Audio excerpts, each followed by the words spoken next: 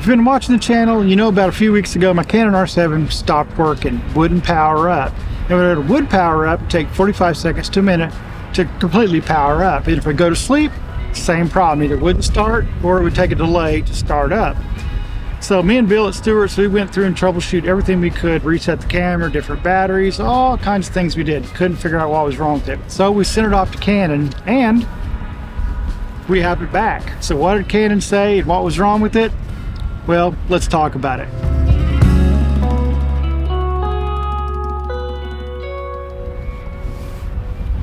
All right, before we get into what was wrong with this camera and what status it's in right now, let's talk a little bit about the history of this camera, what it's been through for the last few years for me using it, and also want to talk about the Canon R7 in general, about its reliability. Most of the people that I talk to, most people, everybody I know that has had no problems with the Canon R7. Most of you guys out there in the comments didn't have it. There's a few people that had issues, like the issue I had with mine originally. We'll talk about that in a second. But for the most part, these guys are really good. When you produce a lot of cameras, you're gonna have a few that aren't quite right coming off the production line. But those are few and far between. And actually, I don't believe mine was a defect issue. I think mine was more of a use issue. We'll talk about that here in a second. So let's talk about the history of my camera. So I got this on release day. I was one of the very first people, especially here in Anchorage, that got one of these. And I got this in June of 2022. At the end of July 22, went to a Katmai trip, and we were supposed to have a dry day. We were trying to cut stuff down in the bag. And one of the things that got left behind by accident, not on purpose, was the rain covers for my cameras. So we went out to Katmai. It actually started to rain on us. Not a heavy rain, but a light rain. If you watch the video, and I may have a clip right here to show you what it looked like, it was a drizzling rain all day long for about 5-6 hours. And in that time, this camera, most of the buttons stopped working on it. I had a few buttons. I could still take pictures, I could still put it in video, but switching to on and off to video, all that stuff stopped working. A few of the buttons wouldn't work, but I could still focus, still take a picture, and I could still shoot video by hitting the red button. But everything is. And that was at that day. This camera dried out overnight, and the very next day, the camera was working 100%, had no problems with it.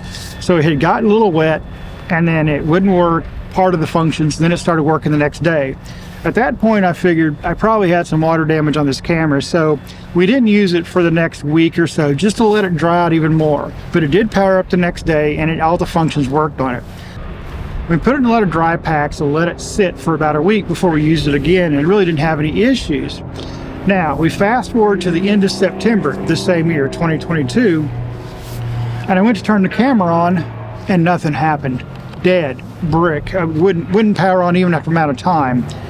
Different batteries, everything we could do, we could not get this camera to power up. Again, took it down to Stewart's, Bill and I played with it, couldn't figure it out. Sent it off to Canon, just like we did this last time. So it goes off to Canon, and within a week they say, found out the issue with it. It was the switch, the on-off switch wasn't on, and the board on the back had kind of came loose, so it separated the connector between the on-off switch and the board. So they put the board back on in its light spots, fix the button, and you're good there. At that time, Canon didn't come back and say, and I figured they'd say, oh, we can see that it has water damage, because every one of your electronic devices, even the Canon cameras, there's a little sensor in here, a little module in there. When it gets wet, it changes color or gives some kind of indication to say that you've had water gotten in the internal compartments of this guy. And I figured that's what they would get. Nothing from Canon at that time said there was water inside the camera. So that initial water damage, or water that got, we had no how to get in because the buttons weren't working quite right, didn't show up on that report. All it is, put the boards back in, and it got the camera back. Camera worked perfectly. Never had a problem with it. Never had a problem with it until about 2 months ago. And then 2 months ago, it started exhibiting that problem. So for 2 years, camera worked great with that one repair. And what would happen was, when I would turn it on, either nothing would happen, or it'd take like 45 seconds to a minute for it to power up. We did everything we could to it, and no fix whatsoever. So again, sent this off to Canon about less than a month ago to see what was wrong with it. The first thing we got back from Canon was just about 4 or 5 days later. We sent it to the California repair shops where Stewart sent it to. And the first thing they said, it was going to be about $370 to fix the camera, and that's all we got back. And I was like, great, go ahead and fix it. To me, that meant there was something wrong with the board. That's usually about what it costs to have the board replaced in the back of this guy, about $300 and some. So I figured that's what it was. So the next day we get an email from Canon that says we can't repair it at this shop. We've got to send it off to the Midwest office. I think it's around Illinois or somewhere. I can't remember exactly where it is, but it's in the Midwest. We've got to send it over there for them to repair it. Not a problem. So a few days after that, 2 or 3 days after that, we get an email from that office saying a different thing. They were saying it was going to cost about $700 to fix this camera, and it said it had water damage on it, which, like I said earlier, when I took it out to Katmai, I figured it got water in it, but it had worked fine for 2+ years. So now they said on whatever was originally wrong with it, now we have water damage. We got to fix that at about $700, So there we go. So I figured that Canon would have caught that when initially got it if it had water damage and told me then whatever it needed, but nothing then, but now we do. So at that time I told them, don't do the repairs. This camera, you know, it's not worth but maybe a couple $100 more than what the repair was going to cost. These things are, you can get them from $800 to $1,100 used. So we declined the repairs and told them to send the camera back to us. About 2 days after this, Bill texts me and says, I've got your camera back. It's in the shop. And I thought, wow, that was fast. And he said, well, the really interesting thing is your camera's working. It powers right up when I turn it on. He goes, we've tested a bunch of lenses, everything works fine, the focus, it looks great. And so I said, great, well, I'll see you when I get back to the shop, back into Anchorage, and we'll see what's going on. So when I got back into Anchorage, ran up the shop, put one of my lenses on it, sure enough, just like right now, powers right up every time. Turn it off, turn it on, powers right up every time. Not an issue whatsoever. No clue why. It wasn't working when we sent it off, and it's working fine now. And the reason, like I said before, I had them send it back to me. This camera is only worth, like I said, about $850 to $1,200 max in good condition. And mine's been used, so it's probably worth about the $850. So it wasn't worth it to have the camera repaired. And if I could bring it back at the time, even the way it was acting, I could still use it. I just didn't want to, if I got it turned on, just set it to the max time on power and don't let it power off, and I'd be okay. Mostly to be able to use it to test things and for certain shoots where I needed it. But when I got, like I said, when Bill got it back, this thing's been working fine. And to be honest with you, I've used it for the last 3 days, working on a video I'm working on right now with this camera, and it's worked perfectly. It's worked just like it was when I had it before. Not an issue whatsoever.